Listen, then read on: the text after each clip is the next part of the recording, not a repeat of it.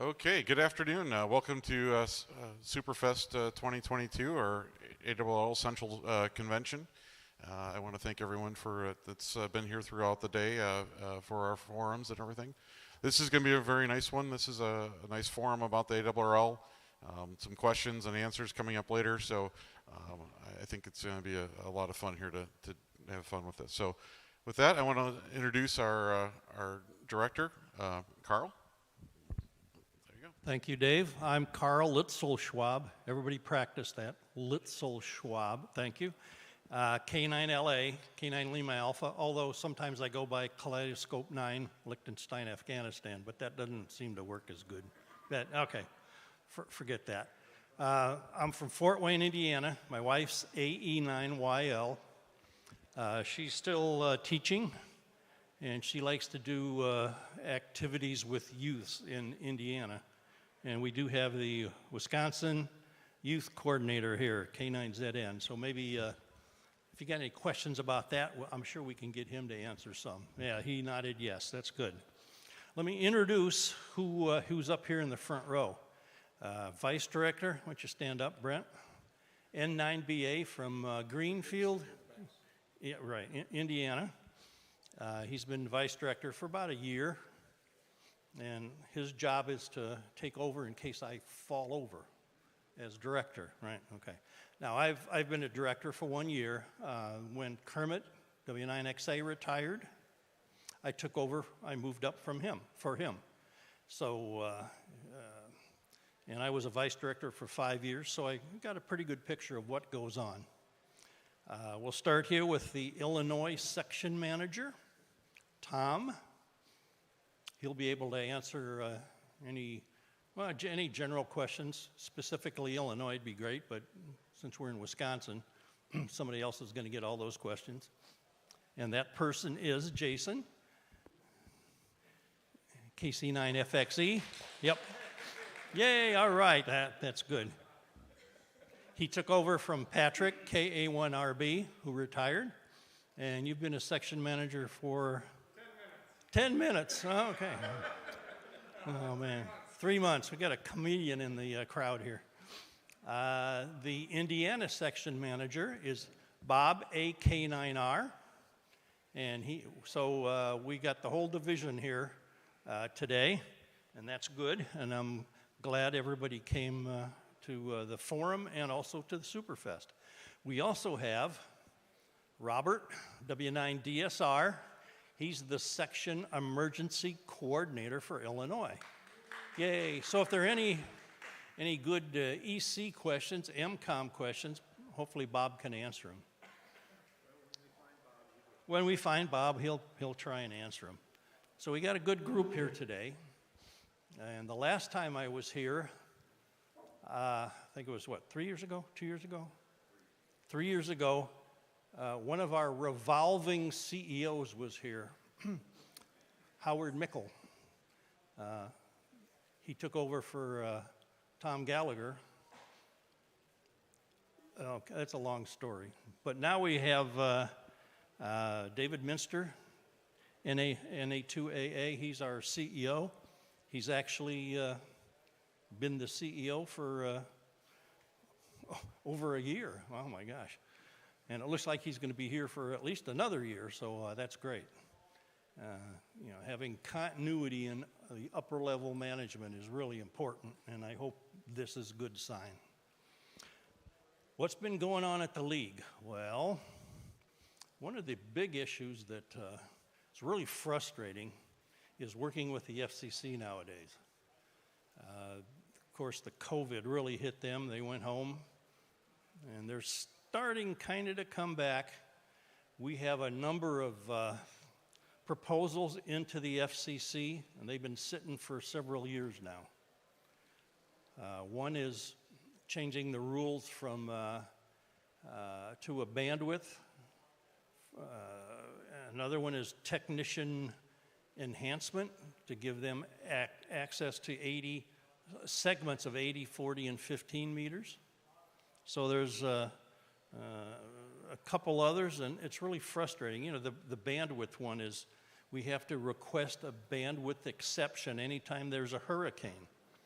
because we want to use faster modes, we can transfer more data, and we need the bandwidth, but trying to get something done is really tough. Let's see, what else from the league? Of course, the board meetings meet twice a year, one in January, the other in July, and we'll be back there in January for a board meeting to talk about a whole variety of issues. It's good to see the Milwaukee Radio Amateur Club here, as I was here 3 years ago when they got their 100-year plaque. So it's good to talk to those guys again. So let's get into, I'm going to have these guys come up, each one, and maybe talk a little bit about their specialty, and then we'll get into Q&A. So Brent, why don't you come on up and talk a little bit about being a vice director in the Central Division. Oh, I got a question. Who do section managers report to? Anybody know?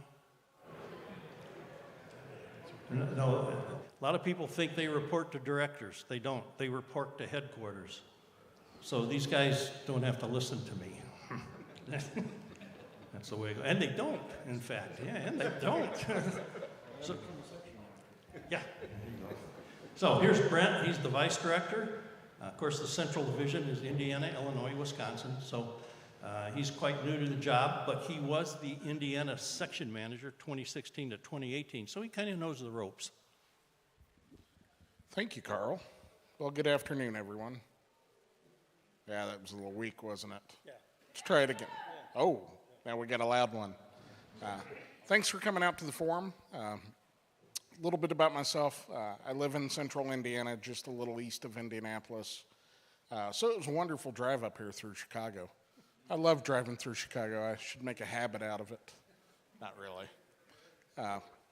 So I grew up in the amateur radio world, working more in the emergency communications public service realm. That's what got me into amateur radio. What has led me to be most recently a section manager, an SEC, an EC, half a dozen other things. So that really lends to a couple of the subcommittees that I sit on right now. So Carl mentioned the board of directors. There are several standing committees, several ad hoc committees, and now we're starting to branch out into some of the subcommittees. So I sit on a subcommittee of the latest standing committee, which is the Emergency Communications and Field Services Committee. I think there was a committee to decide how long we could make that name. But there's a couple subcommittees of that one. One of them is ARRL, another one's NTS. I get to sit on both of those, provide some recent input from the field. The other committee that I have the privilege of being a part of is one of our ad hoc committees, the Amateur Radio on the International Space Station Committee, and supporting the efforts of ARRL. But as a vice director, I get the opportunity to see everything going on in the boardroom, see everything going on across the ARRL. And in the event that I need to prop Carl back up in his chair and duct tape it, Thom, I get the opportunity to maybe one day step up or just step away. I'm not sure which. But it's a good opportunity to serve. If you're not volunteering in your local clubs or the ARRL section, I urge you to volunteer in some capacity. We are a very self-governing hobby, but without your involvement, this hobby is just going to slowly fade away. So please get involved. Okay, thank you, Brent. Yeah, it's interesting to see what happens during a board meeting. Really, where most of the work gets done is in all the committees that Brent mentioned. I'm on several committees. Some I'm on the committee because I was in the wrong place at the wrong time, I think, but that's the way it goes. I'm the chair of the EMC committee. In other words, radio frequency interference stuff.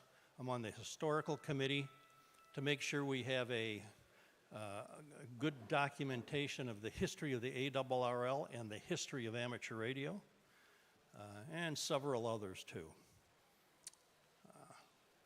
I guess I should have mentioned earlier, I got my novice in October '61, so I've been a ham for quite a while. And of course, getting a ham license led to a whole lot of great things in life. You know, work. My wife, Vicki, she always wanted to be a ham, but she didn't know who to go to until we met, and that's when she got her first call. So, whatever. Okay, Thom, why don't you come on up here and talk about Illinois. How many people here from Illinois? Well, the rest of you, I'll bore you with my 45-minute presentation then. So I've been the section manager. This is my second term, so I'm in my third year as the Illinois section manager. I've been a ham radio operator for just coming up on 63 years or shortly. And I learn something new about the hobby every single day. And to me, I have a lot of fun with it. My dad was a ham. That got me interested in the hobby. And as soon as I got my license, the first thing he said to me was, you need to Elmer people. You need to help other people get their licenses. So that's kind of what I've been doing for the last 63 years. And when the opportunity came up to be a section manager, I went ahead and stepped forward. There's times I wonder if I should step backwards, but I did step forward. Having a lot of fun doing it, and hope to continue to build the Illinois section so that we come out very, very nice and get a lot more people involved. So, thank you. And don't forget to send me your stuff. Thank you, Thom. I think section managers are really have the toughest job. They got a lot of people to deal with, and of course, all people aren't the same. So there's issues, and but I like I said, I think they're really the hardest workers. Okay, now everybody's got to applaud because this is the Wisconsin section manager. Yay! All right, hey, all right. All right, thank you, Carl. I always appreciate the applause before I start speaking because I don't often get it when I get done speaking. So, anyways, like Carl said, I'm Jason Spetz. I'm the new section manager for the state of Wisconsin, Wisconsin section, I should say. I have been here longer than 10 minutes, but not a whole lot. I took over for Patrick on July 1st of this year. So I hit the ground running because, as you all know, the summer months are the busy months, and things are already in progress, things are happening, and now here's the new guy. So I've been working on trying to learn my job, learn how to best serve the section. I got a good education last weekend when we were invited out to Connecticut, ARRL headquarters, and got some good lessons and good training and good networking, and met my new friends from the division here and everything else. But one of the things, I start thinking about this. I was kind of shoulder tapped back in October when Patrick was thinking about retiring. In fact, I think he was not more than thinking; he was leaving. he had made it well known he was going to leave, and I thought, well, could I do this? I haven't been involved in any leadership roles within ARRL or anything of that nature. But I saw some things that we could do as the little guy from western Wisconsin. I thought, what could I bring to the section? And the list got longer and longer, and I finally said, I think I can do this. But my first goal, which I hope to achieve in the near future, is I've realized I need to retire from my real job. Okay, so yes, I'm still a working person, 40 hours a week, or so my paycheck says. I'm usually there about 50 hours a week, but that's one of my first goals. But in the meantime, I know I'm going to be very busy. I'm going to try to make it out to as many events as I can. This has been a great day for me. Probably it is my first appearance at this side of the state. So it's been good to meet some folks, and I'm looking forward to coming back and doing some great things for the section. If anybody ever needs anything, questions, comments, points of concern, I know there's points of concern that come up from time to time. I'm always open to hearing those things, any suggestions that you have, and together we're going to do some great things here in the section. So, oh, yeah, the other side of the state, I should be more specific.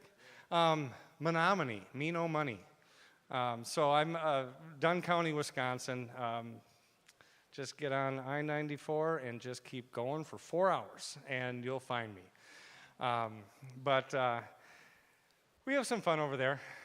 It's a little bit of a drive, but it was well worth it when I started meeting some of you folks, some of the people that I've talked to on the air or over Zoom calls or whatever, to actually be in the same room and have a good conversation. It's been well worth the trip, and like I said, I've learned a lot today even, and look forward to moving forward with the section. So I'll be here for the remainder of the afternoon. If anybody has any further questions or comments or just want to chat, I'm more than happy to do that. Okay, thank you, Jason. Yeah, he's quite a way up north. Just like Thom, the Illinois section manager, he's way down south in Illinois. And of course, being in Fort Wayne, that's not very centrally located within the central division. It takes me 3 hours just to get out of Indiana, and then I got to go somewhere. So what that means is a lot more miles on the car, but that's the way it goes. I enjoy doing this. Next is Bob, AK9R, the Indiana section manager. He's kind of centrally located, so at least in Indiana. So that helps. Thanks, Carl. Yeah, unlike Thom and Jason, I'm centrally located. I live just outside of Indianapolis, so it's pretty easy for me to get around to any part of Indiana. And I see that as an important part of the section manager's job is to get around and go to hamfests and club meetings and make myself known and see what the issues are and the questions that people have. As far as my background, I've been licensed since '91, and like Brent, I got into amateur radio because of public service and emergency communications and Skywarn.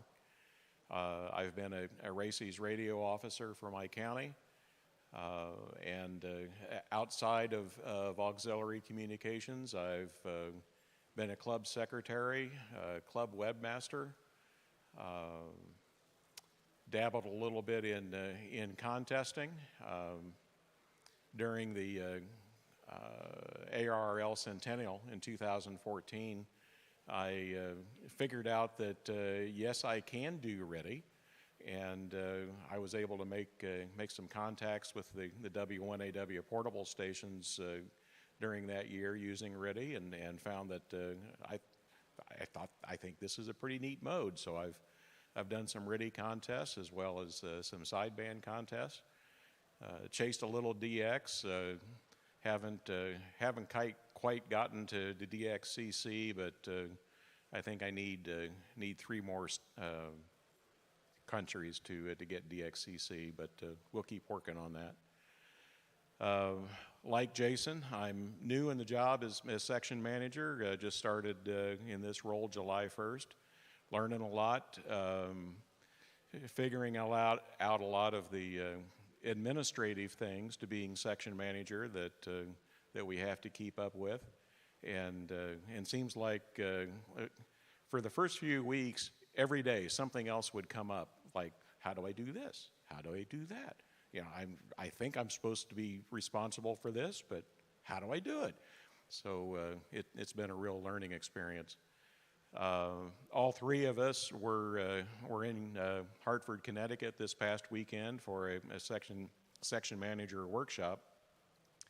The ARRL tries to do these workshops each year to help bring the new section managers up to speed, but they did not do them in person in 2020 and 2021. So this year they caught up, and there are 71 sections around the country, and we had 22 section managers in Connecticut for that workshop. We spent a day and a half learning a lot of things about how we're supposed to do our job, and we also got a chance to visit ARRL headquarters and spend some time sitting in front of the microphone at W1AW, and that was a pretty neat experience. And the thing that I think I will close with is David Minster, our ARRL CEO, made a presentation to us at the workshop, and he pulled forward a quote that's been attributed to Henry Ford. If you always do what you've always done, you'll always get what you've always got. And that really rang home with me. If we keep on doing the same old thing, then we'll always be where we are. We'll never move forward. So we've got to figure out ways to do things different and explore new avenues to get people interested in amateur radio, and explore new ways to bring us all together and be effective as a group of amateur radio operators. Okay. Thank you, Bob. Like I said, section managers have a heck of a lot to do, and I sure appreciate all they've done. Next, Robert? No? Okay. Okay. What's your first name? Etienne. K9ZN, he's the youth coordinator for Wisconsin. Why don't you come on up and just talk about a couple youthful things. As you can see, me being the director, I chose Brent because he's a heck of a lot younger. So we need more youth in ham radio, that's for sure. Oh, no, you didn't. Alrighty, well, actually never used a microphone before. My call sign is Kilo 9 Zulu November, as he said. My first name is Etienne. I'm the section youth coordinator for Wisconsin. I actually wasn't really prepared to talk. In fact, I got no warning about this. But, you know, as of right now, my main thing has been giving out a little bit of a newsletter regarding youth in amateur radio. So if you read the ARRL newspaper, the section youth report is created by me, myself, and I, and just me. So yeah, that's about it. But I did get a school interested for STEM club, so I'm going to try to incorporate some amateur radio in a middle school in Kenosha. But you know, I've been a section youth coordinator for a while, but I was fairly inactive when Patrick was around, but I finally got the kick in the butt when Jason here became section manager. So, you know, I've basically been doing this for about 3 months, just as long as you guys. Do you work with like the Indiana or the Illinois youth coordinators at all? I do not work with any other section manager, but you know, if you want anything, you know, please let me know. What school in Kenosha? Mahone Middle School. Which one? I honestly don't know. Okay. Lakeview, that's a good school too.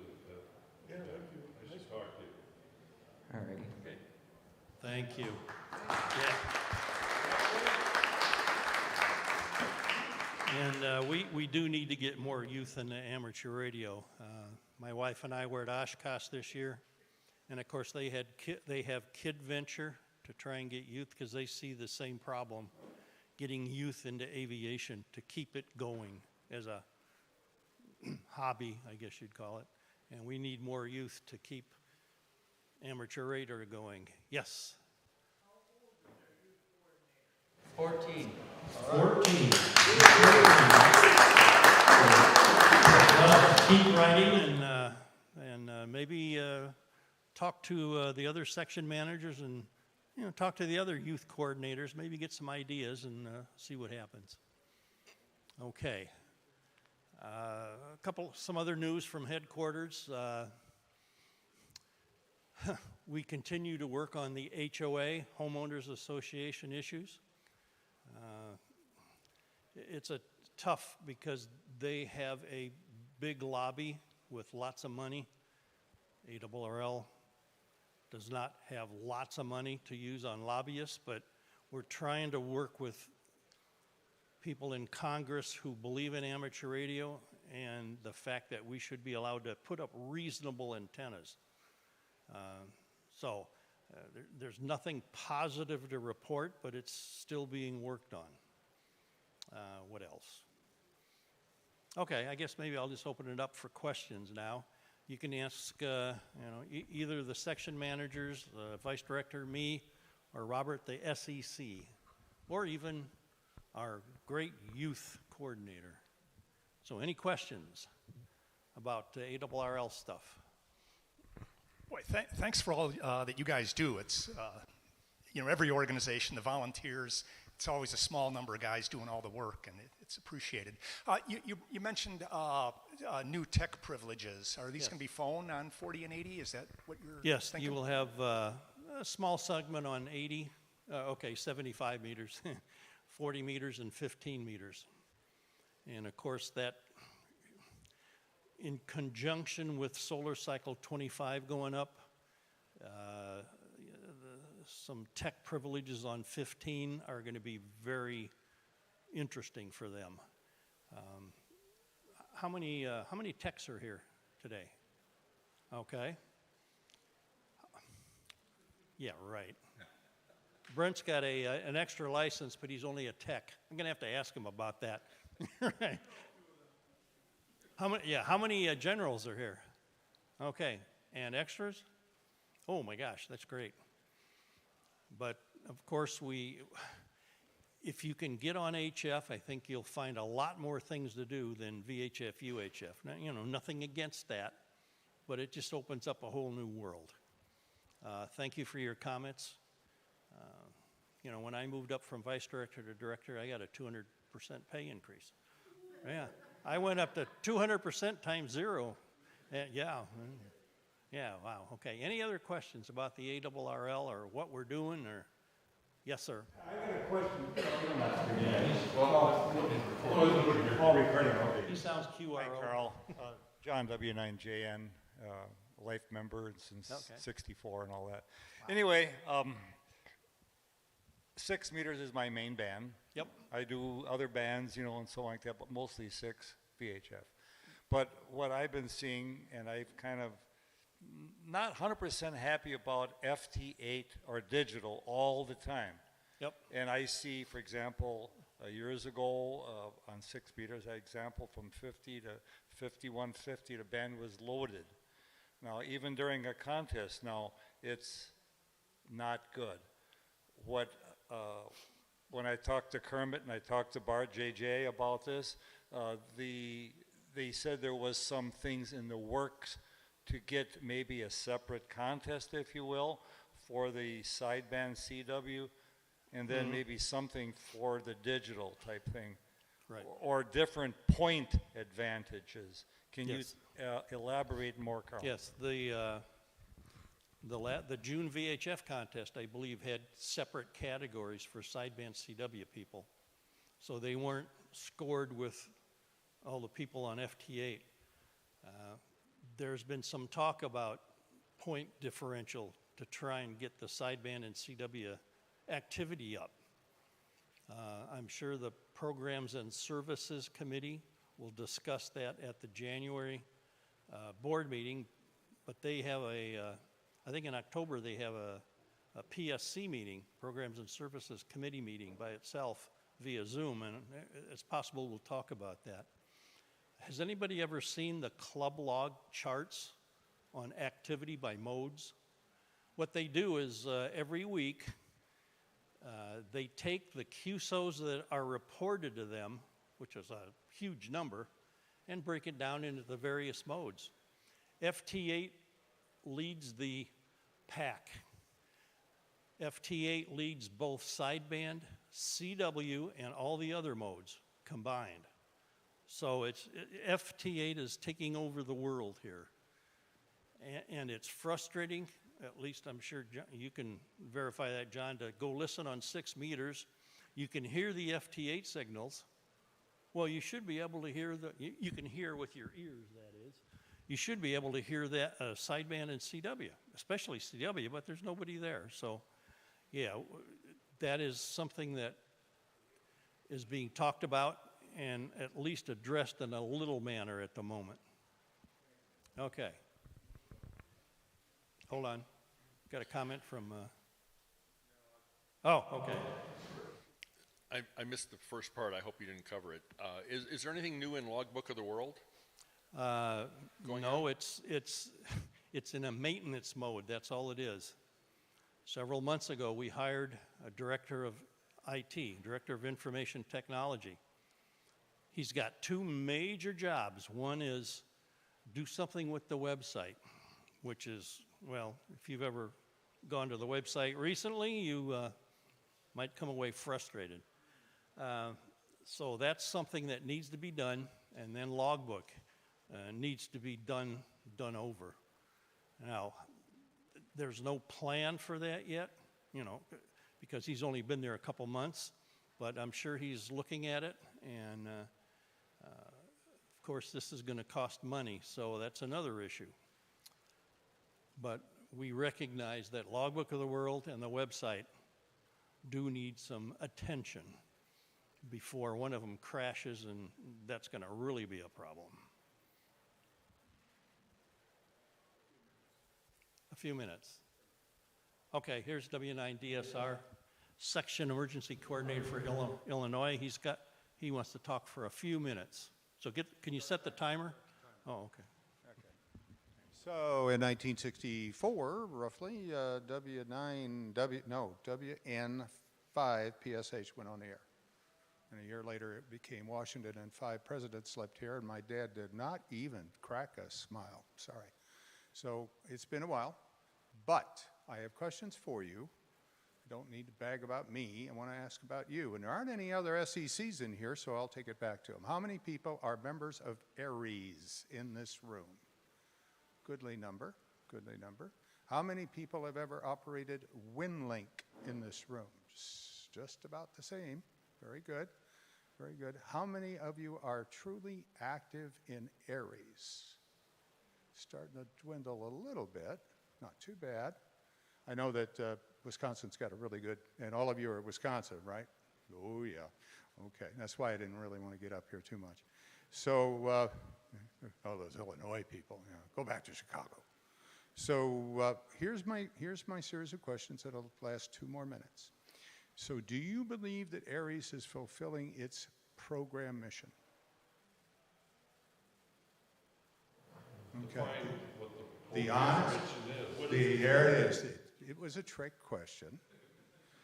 Most ARRL members believe that they are there to help whenever they can, and they are there to do something. And the question is, what is that? So let me clue you. And this is not ARRL. That's another reason why I'm taking just a few seconds. Now, you've all heard of Auxcom. Of course you have, right? Because you know about ARRL and RACES and Auxcom. Auxcom is a federal program. It makes you go and take some courses and you go to some places and you take an Auxcom course and you do whatever it is. That's fine and wonderful. But to get your hands dirty, to build an antenna, to actually talk on the radio, to handle traffic, all the rest of it, that ain't happening on Auxcom. The only way that I see working right now is the ARRL program is the training arm of getting amateur radio operators ready to participate with their served agency. And that's how ARRL is finally turning out to be. So you're practicing up, getting used to working with each other, you're handling traffic, voicing traffic, not just digital.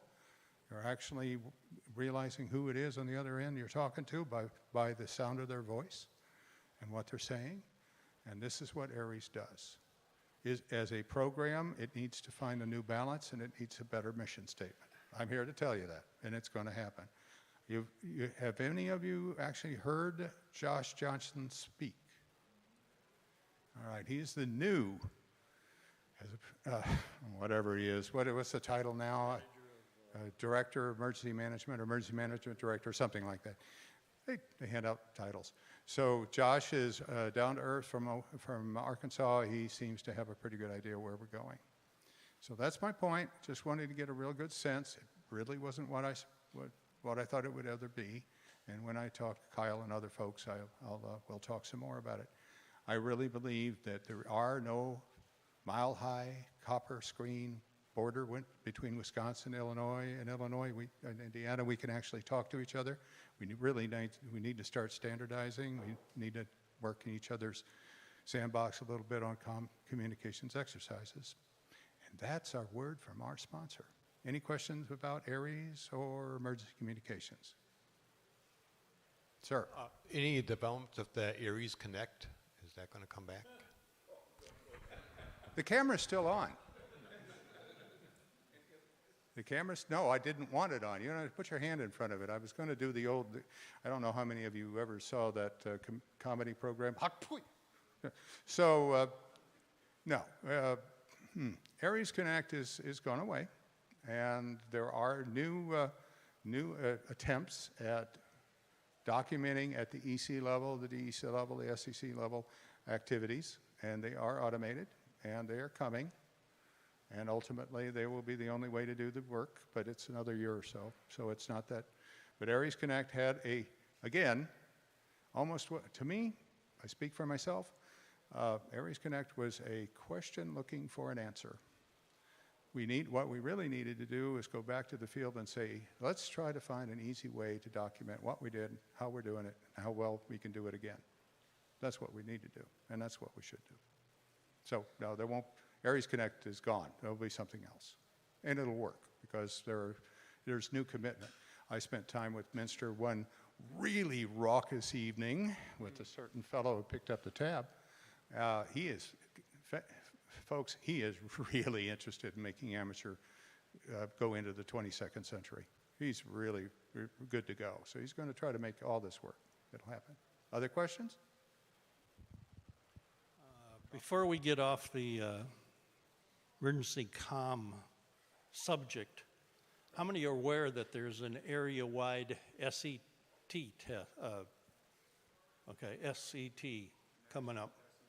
Yeah, okay. Thom, why don't you come up and talk about it?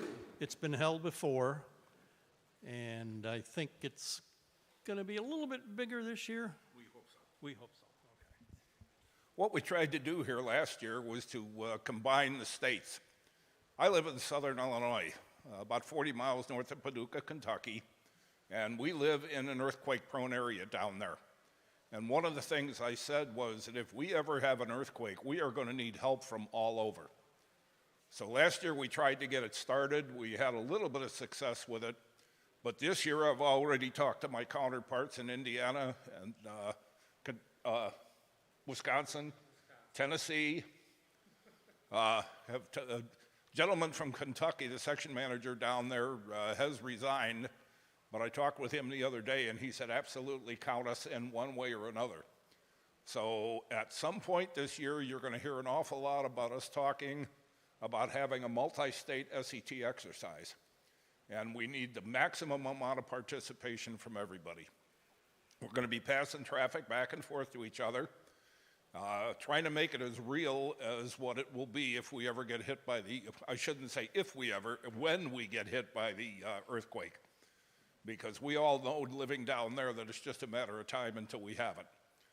And if you don't believe that, I do an earthquake presentation for clubs all over Illinois and some of the other states. And I can tell you that it's just a matter of time. We're going to have one. We know we're going to have one. And that's where we're going to need the maximum amount of participation from all the surrounding states.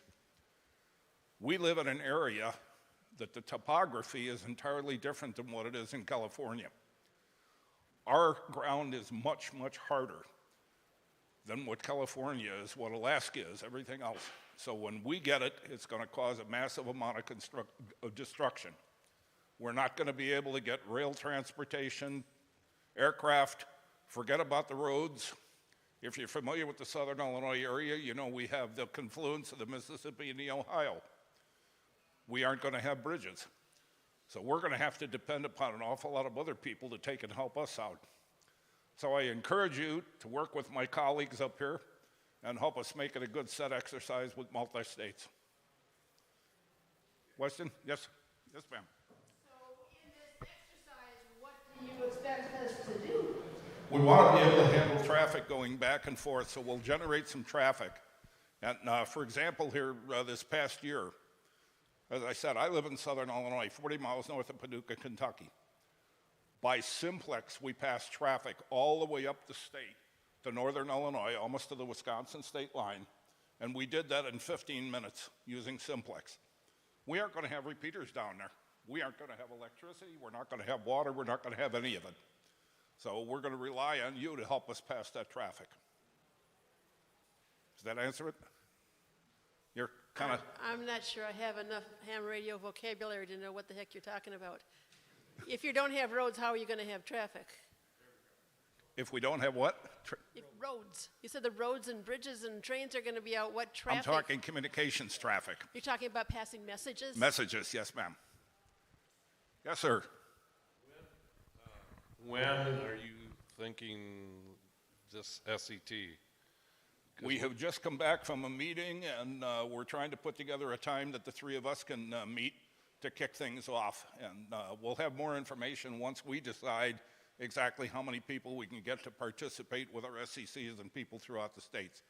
So I would say sometime, what would you talk? We originally talked about early fall. So, It'd be about a year. Yeah. We're not going to jump right in and kick it off and not have it successful. We want to take the time to plan it the right way and make sure that we're successful with the exercise. Just a recommendation. I don't know. I don't think I'm talking there. We have our SET, sometime in October. Yep. Just my personal feeling, we should be doing SET all year. Yep. Quarterly, something like that. If that's possible, that would be nice to space it out, not all October 1st, Yep. We just finished an SET in Illinois. So we won't be participating in the one on October 1st, but again, it's about this time of the year. So a lot of it is going to depend upon the cooperation that we get from you folks. It's one thing to have an SET exercise that we plan the whole thing and then 6 of us show up. We need 600 of you to show up. Because if we ever have a major problem down there, or you have a problem up here, we're all going to have to depend upon each other to take and help each other out. Yes, sir. Jason? Yes. I didn't know I was going to be up here talking about it this long. It's always mentioned not to self-deploy yourself. Never. So when we have these SETs and these different exercises, they're always scheduled to start at 9 a.m. at this time, location, and this frequency. When an actual event happens, how do we get organized? Do we wait for a phone call? Do we Very first thing you do, frequency and monitor frequency? How does this get started? Very first thing you do is check on your family. That becomes the #1 priority. Once you've checked on the family, everything is good to go there, get on the radio, start listening. I agree. They don't happen at 9 o'clock in the morning. We could have the earthquake at 1 o'clock in the morning, in which case, get on the radio, start listening. Hopefully you're involved in the national traffic system. If you're not, please get involved in the national traffic system so you become familiar with your net control stations. Your NCS will bring up and come up, and they'll be able to start providing information to you as soon as we can get it to them. But you have to understand something. We have something called the donut hole. If you think about it, you've got a donut. In the very center of that donut, you got that little bitty hole. Well, what the donut hole is that all of the information that we need about what's happened in that earthquake is at the epicenter of the earthquake. Well, guess where the one area is where we can't get any communications out? And that's where we as amateur radio operators can step up. We won't have a cell phone. We won't have regular phone. We won't have electricity. We won't have anything else. But as amateur radio operators, we know how to operate without those things. So that's the point at which we need everybody to start stepping up. As I said, if you're not involved in the national traffic system, please consider getting involved in it. Get to know who your net control stations are, because we'll be trying to contact them. That answer it? Partially. Yeah. Robert. Our econ guy. We're going to make it. We're going to make it a working session. So, all right. Perfect question. Here's the thing. A lot of you have been around a long time. I call it the Go Home to Mama channel. Communicators, that's what you are. Communicators, what is the frequency you go to, or at least you think you're going to go to when you want to talk to somebody? I know this frequency, somebody's listening. I know this frequency, there's a net. I know this frequency, my antenna is going to work. You don't know that, you're not going anywhere. It's the basics. That's why I want to do a multi-state activity. It's the basics. Illinois uses 3905 on 75 meters. That's the Go Home to Mama. If you have an HF station and you're in part of the Illinois Areas program, you're trying your best to make 3905 work for you. You got a problem, something happens, you got a major event going on, after everything human is done, you check on yourself, you check on your family, you check on everybody's well-being, you do whatever. You walk over, you turn the radio on or hook the battery up or whatever, you go on 3905 and listen. Something happened, so you're going to go listen. And I didn't say talk yet, did I? So you go and listen. Someone else that you've worked with for years and years, Billy Bob, Sally Mae, has come back on the radio and said, okay, here we go, kids, this is what I've got. Is it going to be informal? You bet. It's not going to be Mars. It's going to be just people communicating the basics to whoever it is that's capable to communicating back. All right. If we have trained collectively, the entire division has collectively trained, we have a pretty good idea who can handle voice traffic, who can handle WinLink, who can handle VHF, who can do what. You already know. Now, are they all going to be on that frequency? Nope. So then you want to know, well, if this group of people that I'm expecting to do WinLink isn't around, is anybody else capable? All the things that we want to do. When it really hits the fan, people are going to go back to what they know how to do. Muscle memory. They're going to go back to know how to do things they've done a lot. They're not going to try anything new. So what we do when we plan a COMEX, and we didn't do an SET, we did a COMEX, communications exercise. We picked a time on a Saturday morning, and we said, okay, we can't make it all crazy willy-nilly. But we said and reinforced, those of you on HF, you're going to go to 3905. And oh, by the way, you're also going to go to 7230. And oh, by the way, you're going to go channel 5 on 60 meters. And oh, by the way, you're going to do WinLink, and you're going to do voicemail. We told them, here's what we're going to practice, here's what we're going to train on. We're going to keep doing that and doing that and doing that collectively throughout all the states, because that is what is going to happen when we really, really need it. We do not want a whole bunch of people getting on saying, oh, I don't know, I'll just spin the dial till I find somebody. I mean, we can't do it that way. We've got to have the standard concept of, I know who you are, I know how you operate, I know what to listen for, I know when to stop talking and when to listen. So that's what we're going to do. I told the folks in Illinois that it was my preference that there were 3 COMEXs or SETs in Illinois: fall, spring, summer. And if you really want to get crazy, that's the winter field day. Have a great time. Knock yourself out. But essentially, we strip away all the things that just will get in our way of training. We basically say, start at 9 o'clock on a Saturday, work this long, do these things, just to get people started. And then we just keep, we're all 8 years old in front of that piano, and we just keep practicing and practicing and practicing and doing the same thing till we know how to do it. So, the more we do it, the better we're going to get. Thank you, Robert. Yes, sir. What's the frequency for Wisconsin? I don't know. What is I'm asking you. What's your Wisconsin frequency? 984 is a battery emergency net. Which one? I got to get up. I got to talk like these guys. Our battery emergency net takes place on 3984, so that would be a good place to start in Wisconsin.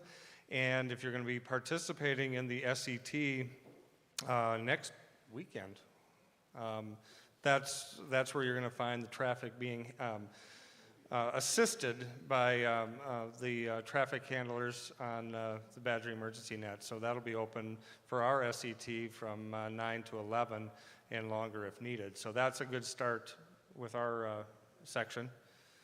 Our Aries Races Net happens on 3967, so that might be another alternative place.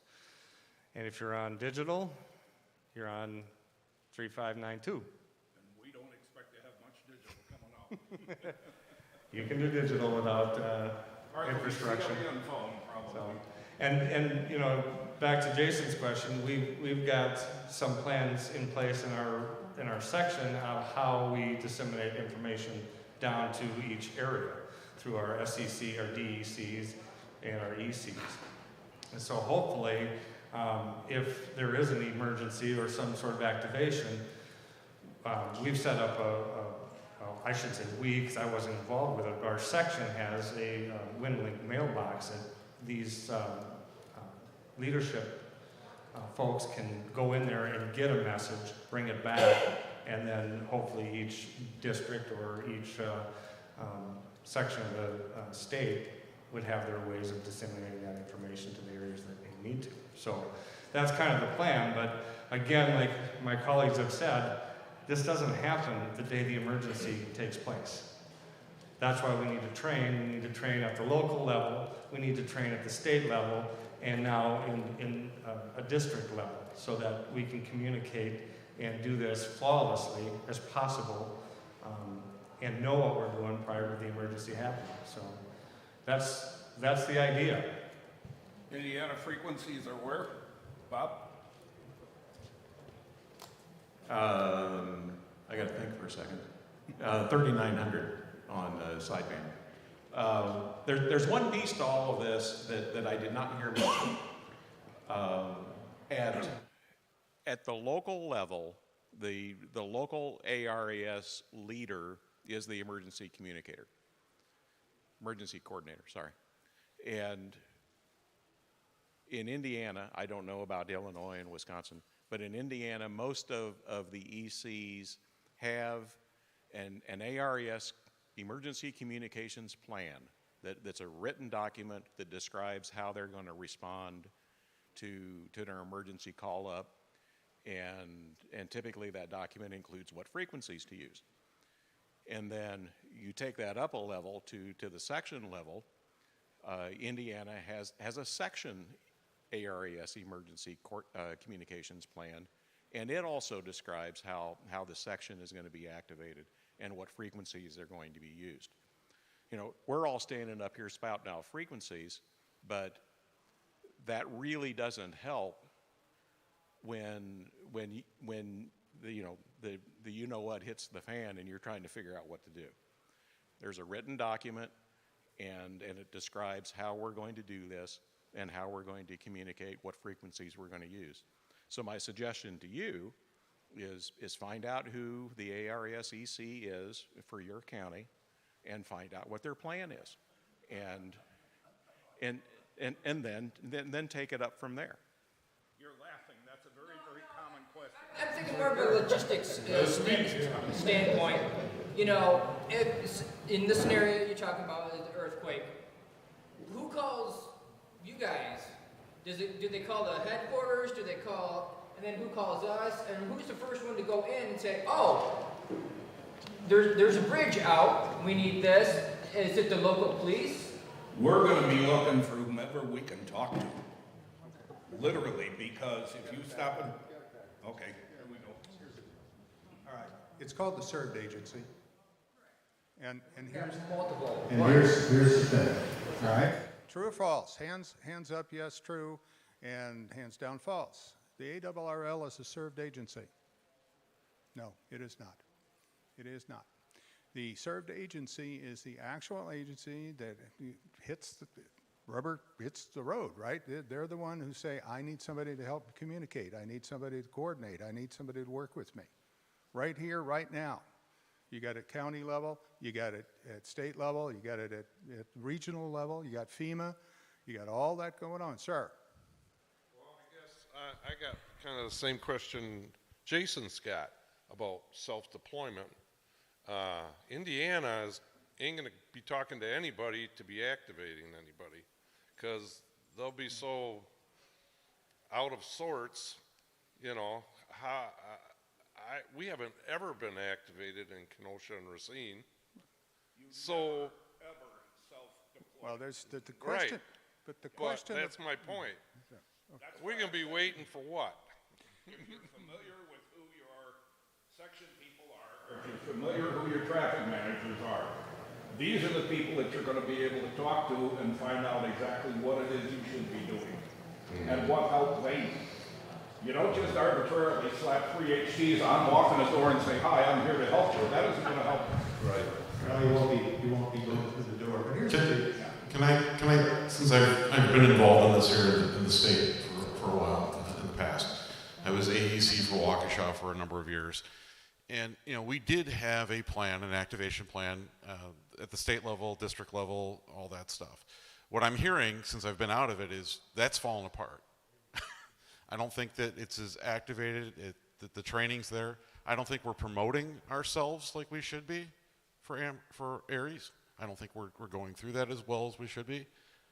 I've heard a lot of we're Aries, we're amateur radio, we should just be able to get whatever we need. Right. We're not doing our jobs as ham radio operators to show our value to our search agencies. You know, I was involved in, 2000, for the whole, they activated all 18 EOCs in this city, in this county. You know, we all staffed everything. We were very involved. We haven't been that involved since. And I think that's the problem. We're not. And it's true that, the Midwest has really bad things every once in a while. We're not the Gulf Coast. We're not the East or West Coast. And we talk about the New Madrid and the Wabash, and people will tell you, people in the know that'll tell you if the New Madrid and the Wabash goes, we're not going to worry about anything in Kentucky and Illinois anyway. I mean, it's gone. So but we don't have that every day. We have occasional snow. We have bad derecho. We have a couple of things. And they're very, very sporadic, and they're very short term. It happens, it's gone in a couple of days, it's over. But there's a thought here that I think we really need to pursue.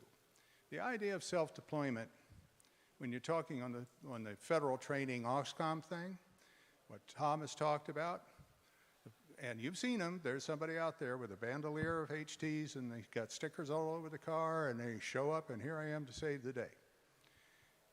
Okay, that is physical self-deployment. That is not get your family squared away, get yourself squared away, get everything else, and walk over and turn the radio on and listen to what's going on. That's not self-deployment. That's a person getting some form of information and offering to help if they can where they are. Not go out somewhere and whatever. Who is telling you to go somewhere else? The person who is in the chain of command and chain of communication of the served agency. Okay, Billy Bob organization says, I want you and you and you to get ready and deploy. Aries isn't going to tell you to get up and deploy, and if they do, they're doing that. No, we're not a served agency. We're not going to tell you to do it, sir. I always tell people, remember the word silence is golden. Don't talk. Get on and listen, because that's where you're going to get the information as to what you need to do. Okay, you got everybody here lost, because where are we going to listen? If everybody goes to 3905 at 2 o'clock in the afternoon, we're not going to hear anybody talking, because that's a nighttime band. Why don't we have bands set up, a frequency on band set up for emergencies that we can post in our shack so that we know when something hits the fan anywhere, we go there and listen to what's going on. We don't have that. And all it is confusion. We use 60 meters, go ahead, Robert, 40. Okay. I understand the confusion, I understand the frustration. We don't have a district communications plan or 205 or whatever you want to call it, frequency list of if you live in this part of Wisconsin, you better listen to this. No, we don't have that. But we do have one for Wisconsin, and we do have one for Illinois, and we do have one for Indiana. The idea being that when you're training, that's what you're going to use, and that's where you're going to go. All right? I can turn the question around and say, if you have a served agency, let's say it's, I don't know, Southern Baptist. Has Southern Baptist told you what frequency to listen to? Do you have any idea who your Southern Baptist report official is? When you have a calling tree, somebody's going to call you. Who is it? Who's calling you? Did you turn in a number to them? Did you give them any information except when you registered with them? Those questions come out of your training with that served agency. Your organizational administrative training comes from the served agency. ARRL is going to train you the best we can to pass traffic, operate equipment, work on a net. And that's more of a local kind of thing than it is a district thing. As we get this bigger and better, we're going to have more information for people. And I would dearly love that Central Division literally had one 75-meter, one 40-meter, one channel on 60, one channel on 20. Yeah, that frequency, that's where everybody should go and listen. I'd love to have that. That's not, we're hams. We do our thing. And I have been told I need to stop talking again. So you're it, I think, the last one. Well, thinking of served agencies, I mean, our served agency for me would be Racine Kenosha. If a cop pulls up to me and needs some help, is that a request for help? Would that be an ARRL activation? Even though the EM should have contacted? Let's forget this ARRL, let's forget all of that and focus on exactly what we're talking about. Don't worry about the ARRLs, don't worry about anything. Did he request you to help him? I'm saying if they did. If he requested a firefighter you to step forward and help him. Yeah. Right. So now you know the state. Now you know the state of amateur radio in the 21st century. We got all kinds of toys. We got all kinds of capabilities. We really we need to get the act together. We really start pulling this together and getting understand. They don't have this problem as badly basically in the coast states, East Coast, Gulf Coast. They don't have that problem because they constantly have some kind of horrible thing happening half the year at least, and so they just keep working together. And they have better ties to their served agencies. Red Cross is Red Cross, and I can only speak to Illinois at the moment. We have a loose association with the Red Cross in Illinois. I'm not even sure at the moment where Saturn is in Illinois. I know it's there, but I'm not quite sure. I know we need to get back. We let it slip away. I don't know who made the comment. I know my man here did. We let it slip away, and we need to rebuild it again. But that's the part where I and you and everyone else as an individual working for that served agency participates with them. It's not ARRL. Okay? What we're going to get from this exercise is answers to a lot of the questions that you're asking right now. How in the world can we talk to you? What do we need to talk to you? How do we get the traffic passed? Traffic meeting messages. That's part of why we want to put this whole thing together so that we can start to practice it, so that we have an idea as to what we need, what requirements we're going to have, and then we can plan for another one where we say, okay, here's what we're going to do. But we've got to start from the beginning to get everything kicked off, talking, so that we're talking to each other, then we can tell you which way to talk. These are questions that I've been hearing for years that I've been involved in ARRLs. All right, I come from the ARRL side of things too, and when we hear these today, same questions we've heard last year and the year before, and then I get together with folks like Thom and others, and we get, well, they're hearing the same thing. They're hearing the same thing. Well, guess what? It prompts folks to say, let's step up and try to make it better. Okay, thank you. We really should end the forum. Thanks, Bob, Jason, Thom, Robert, Brent. If there are any other questions, of course, you can always email them or even email Brent or myself. So thank you for coming to the ARRL Forum. Have a safe drive home wherever you're going. I know there's, well, he's not here, but there's one guy going to Dubuque, so that's quite a way. Oh, that's right. Yeah, one of the prize winners was Hawaii, and he's really got a Hawaii address. So, well, thank you very much for coming. Don't forget to promote yourself coming up.